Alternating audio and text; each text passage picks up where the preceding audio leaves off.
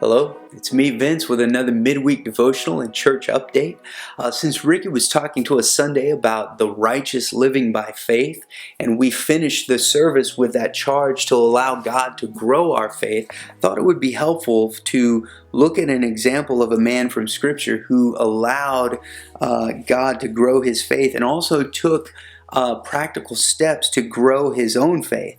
So we're going to be looking at Psalm 62 today and see how David grows his faith and allows God to grow his faith. So in verses 1 and 2, David starts off by speaking about who God is and the goodness of God and the power of God. So verses 1 and 2, "For God alone my soul waits in silence. From him comes my salvation. He alone is my rock and my salvation, my fortress.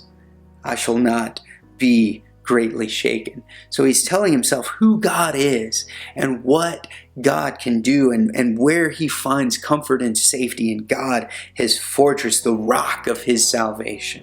And why? Well, he's got some things that are shaking his faith, that are testing his faith, right? We see in verses 3 and 4 the circumstances that are going on there. So how long will you attack a man to batter him?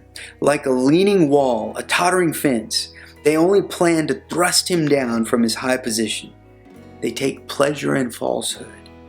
They bless with their mouths, but inwardly they curse. So you see, you've got people trying to bring him down, people attacking him, attacking his character, seeking to lie about him, and yet they're kind of backstabbers. They're friendly to his face, but inside they're speaking falsely and cursing him.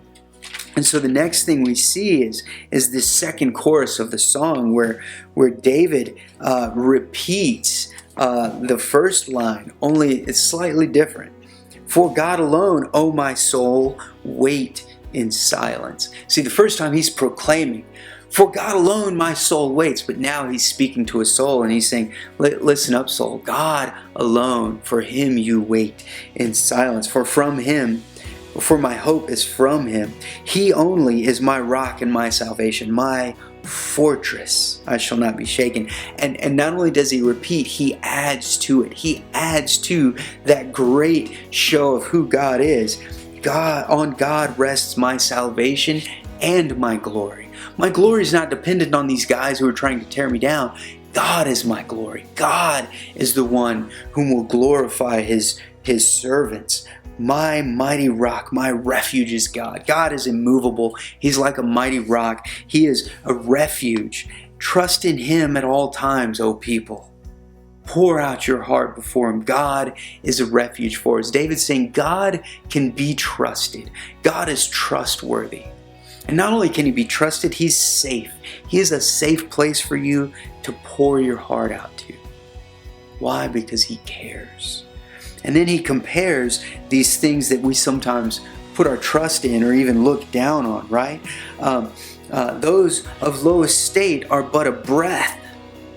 Those of high estate are a delusion. In the balances, they go up. A balance is where we used to measure things. And he's saying, compared to God, those things are light. Those things have no weight to them. God has the weight. God has the glory. Put no trust in extortion. Set no vain hopes on robbery. If riches increase, set not your heart on them. He's saying there's nothing here that you can hope in. You might think you can extort people and get your way. That's not going to last. That's not going to work for you. You may think you can rob some people to gain the material needs and things that you think you need, but that's not going to last either. And riches, don't put your hope in those. Hope comes from one place, and that's the Lord. And now he looks forward, and he looks overarchingly at who God is and what he can do and his power, but he also looks forward. Once God has spoken, twice have I heard this, that power belongs to God. He's saying God's the one in control. God rules all things. Why? Because he has power. He can rule because he is powerful. and that to you, O Lord, belongs steadfast love. And he's saying God's power is shown in his love, his steadfast love, his covenant love towards his people that will never move, will never change, will never give up. Why? Because God never changes. God never moves. God cannot give up. Once he has spoken, he will bring it to pass. Then he finishes with this, for you will render to a man according to his work. And what is David talking about works-based righteousness here? No, that's not what he's saying. We've got to let Scripture interpret Scripture. And in John 6:29, Jesus says these words, "This is the work of God, that you believe in him whom he has sent." And so David's saying, hey, preach to yourself. When your faith is wavering, preach to yourself who God is and what God has done and what God will do in sending the Messiah. And we, on this side of Jesus coming, we can say, remember what God has done. Remember what God did at the cross, where he freed us from our sin, where he freed us from the fear of death and sin, where he brought us into his family as sons and fellow heirs with Jesus. And that is how we grow our hope, how we grow our faith, how we grow our trust in God, by recounting his mighty deeds. So let us do that this week.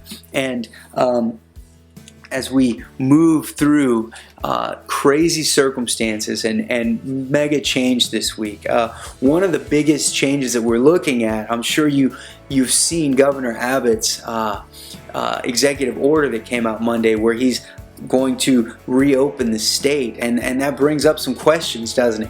When are we going to get to meet as a church? What's the plan? Well, we are working on a plan right now. We are bringing in all of the input from the White House, from CDC, from the governor's executive order, and from the handbook Opening Texas.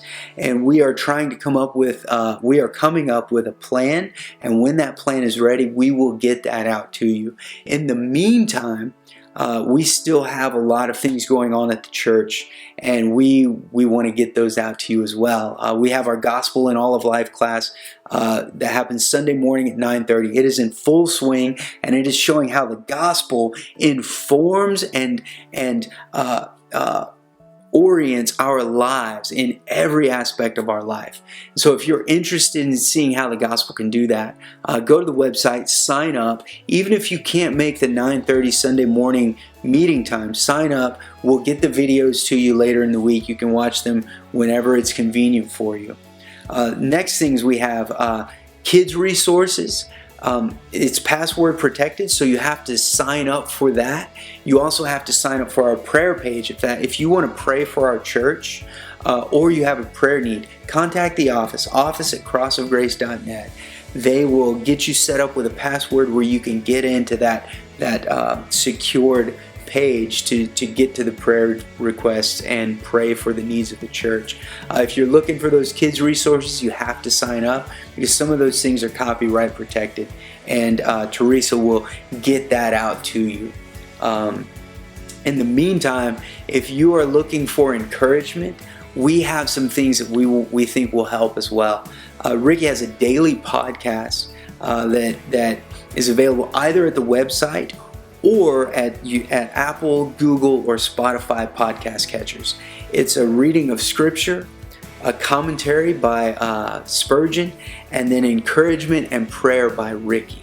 If you're needing daily encouragement, please check that out. The Better News podcast is a source of encouragement, and I'm sure it will be a blessing to you as well.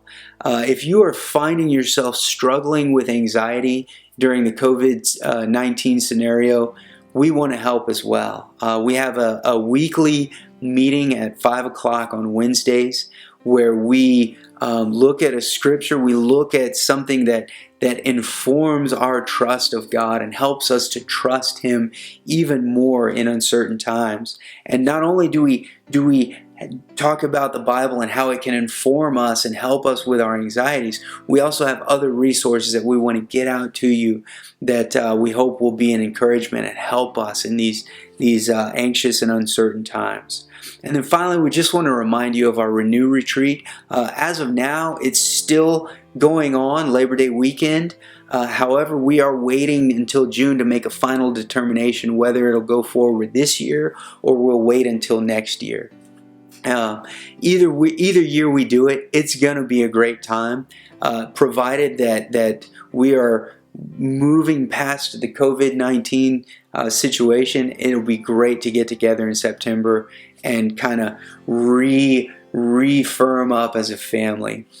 Your final payment isn't due until August, so if you want to sign up now, that would be great. And if we end up putting it off until next year, that money is refundable as well. So, check it out, and hope to see you all there September. If not, then we'll do September of next year. But Cross of Grace, you guys have a great week, and we'll see you Sunday.